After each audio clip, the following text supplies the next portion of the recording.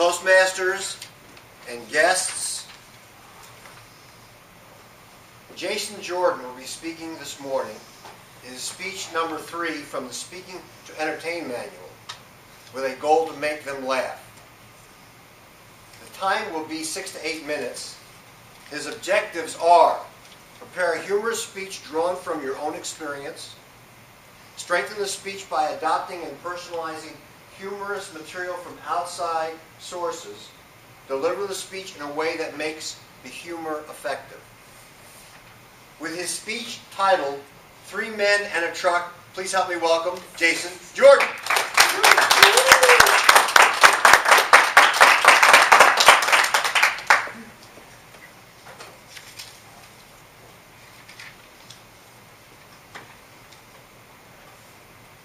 Fellow Toastmasters and guests, there comes a time in every man's life when he must make a very important decision.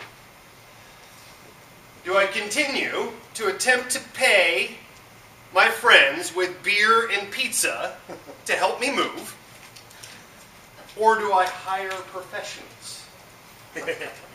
For me, that decision was made for me because of this Brobdingnagian monstrosity of an entertainment center that I had purchased. It took 4 of my friends 2 hours to move this thing up a flight of stairs into my room. There was not enough beer on this planet to bribe my friends into moving this thing back down. So I pulled out the yellow pages and I started flipping through movers. And by coincidence, I see an ad.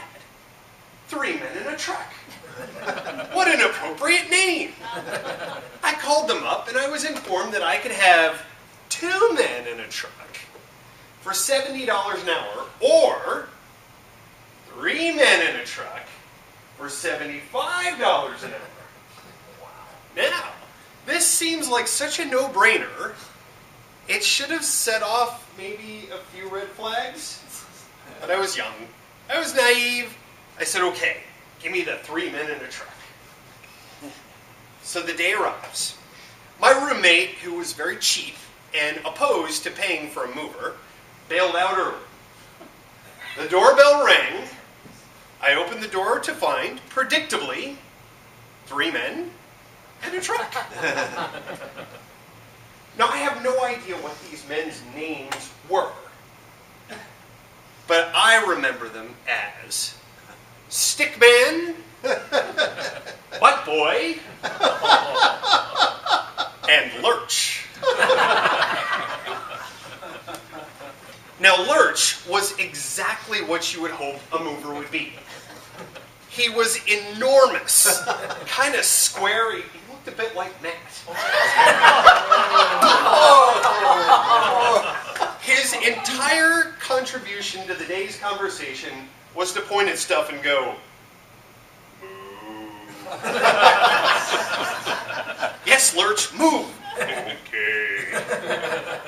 Now, by contrast, Stickman was clearly the $5 guy in the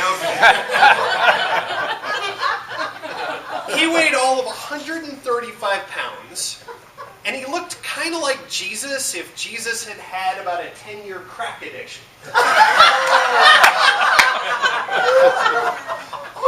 Stickman made his way up my flight of stairs, picked up one drawer, lumbered halfway down the hallway with this drawer, at which point he set it down, turned to me and said, "Can you take the clothes out of this so it can be lighter?" Now, Stickman did finally make it all the way to the truck with my drawer, at which point he crawled underneath the moving blankets and took a 3-hour nap. What do you expect for $5 an hour? The final addition to our merry party was Butt Boy. Now, he was clearly the most entertaining of the group. He looked like something straight out of Duck Dynasty, with his receding hairline and his big bushy beard, and his big smile that said, "Hey, you want to go get some Schlitz and shoot stuff?" Like looks kind of excited. I just saw him this weekend. Now, Bud Boy obviously had a unique fashion sense. He had a pair of Jordache jeans. And the Jordache jeans were held up by an elastic waistband. What made this interesting was because Bud Boy had one of those unique body styles where he looked like an apple on stilts.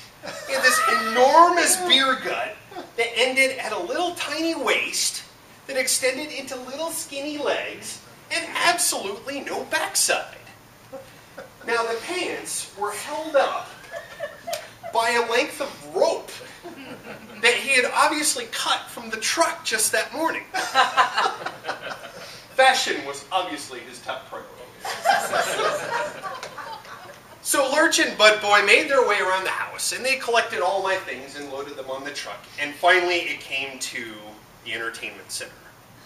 Lurch gestured and said, "Move." I said, "Oh yeah." I think he was a little sad. So they got this thing down the hall, and they started down the flight of stairs. I stood at the bottom of the stairs watching up to see how this would unfold. I think Bud Boy had lost a bet at some point because he had to get on the bottom of this thing, and Lurch managed the top.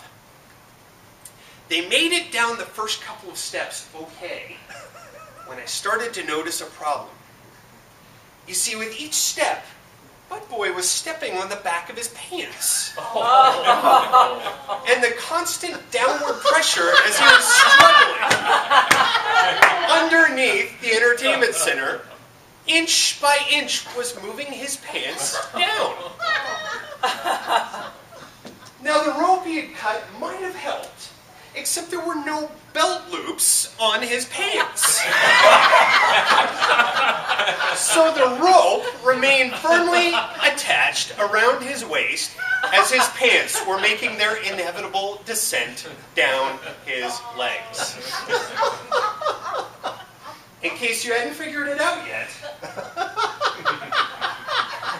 Bud Boy was not the kind of man who wore underwear.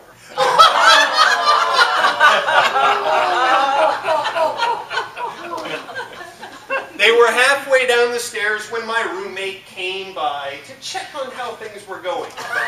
He walked up the hallway, looked up the stairs, and he said, "I see the movers are here."